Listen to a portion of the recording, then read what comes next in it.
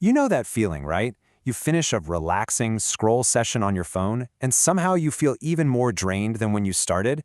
It's that weird, wired but tired exhaustion that just doesn't add up. So let's get into it. What if the problem isn't just that you're tired? What if something is actively draining your energy? Yeah, this is the big puzzle, isn't it? We reach for our devices to decompress, to chill out, to give our minds a break, but way too often, the result is the complete opposite. We end up feeling scattered, overstimulated, and just empty. We're going to dig into a really fascinating idea that flips this whole problem on its head and suggests it's not about what you're doing, but what's being done to you. So, on one side, you've got the standard explanation. You're just tired, you're overworked, you probably need more sleep. Simple. But what if there's a totally different way to look at this? A view that says your fatigue isn't just a lack of rest, it's an active energy leak. Like your life force is literally seeping out of you. And that brings us to this compelling and honestly kind of chilling idea, the digital vampire theory. The theory goes that the exhaustion we all feel isn't some random accident. It's the result of a system that's been designed from the ground up to feast on our attention. So what's the weapon these vampires use? It's something called supernormal stimuli. Now this isn't just fun, engaging content. This is stuff that's been algorithmically perfected, engineered to be way more compelling than actual reality. It's designed to sneak right past your rational brain and plug directly into your most primal reward systems. This quote just nails the whole metaphor, right? It frames these systems as digital vampires that are consuming something vital. The source material calls this life essence, or Jing. Now, think of Jing as your deep, foundational energy reserve. It's like the battery pack behind your daily battery. When that gets depleted, you don't just feel tired, you feel fundamentally hollowed out. Okay, so if our energy is leaking out, the first, most logical step is to plug the holes. And this isn't about blaming technology or throwing your phone away, it's about building a smart, effective defense. So let's look at the first practical technique for doing just that. This first method is called the visual fasting protocol. And it sounds so simple, but don't let that fool you. This is about more than just not looking at a screen. The real magic here is the sensory deprivation.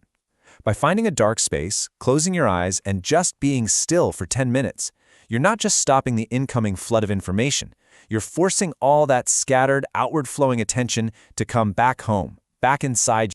But here's the thing. Sealing those external leaks is a huge first step, but it's really only half the story.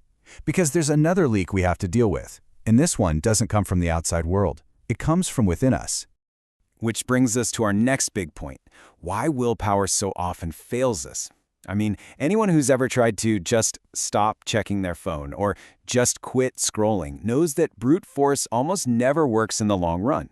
It fails because there's a deeper energetic process going on. Exactly. What do you do about those powerful, spontaneous urges? You know, that sudden impulse to check social media, to watch just one more video, to play another round of a game. They feel like they just erupt out of nowhere. And trying to fight them head-on can be even more draining than giving in. So this is where we totally flip the script on how we think about desire. Instead of seeing these urges as some kind of moral failing, like you're weak, the energy view sees it completely differently. Desire isn't bad, it's just undirected energy. The source calls this internal fire, or qi, your active, vital life force. And when that energy has nowhere productive to go, it just starts to burn you from the inside out. So if you can't just stamp out this internal fire with willpower, what are you supposed to do? Well, you learn to transmute it. You basically become an alchemist of your own energy, learning how to transform that raw, restless heat into something completely different. And here's how you do it, with the second technique, the transmutation breath. The next time you feel that intense urge bubble up, instead of fighting it or caving, you just notice it. Then you start a really simple physical practice like alternate nostril breathing. What you're doing here is using your breath to physically cool down your nervous system, literally transforming that hot, compulsive energy into a cool, clear state of focus. So let's pull this all together. What you've got now is a simple two-part toolkit for your own energy defense. First, you used visual fasting to seal the external leaks where those digital vampires are draining your attention. And second, you use the transmutation breath to handle your internal fire, redirecting your own powerful urges towards something productive instead of letting them burn you out. At the end of the day, it all comes down to this one fundamental question. When you start seeing your energy, your attention, your focus, your Jing, as your most valuable currency, it forces you to be so much more intentional. This isn't just about time management anymore, it's about energy management. So the one thing to really walk away with is this question. In this crazy, distracting world, who or what are you choosing to give your energy to?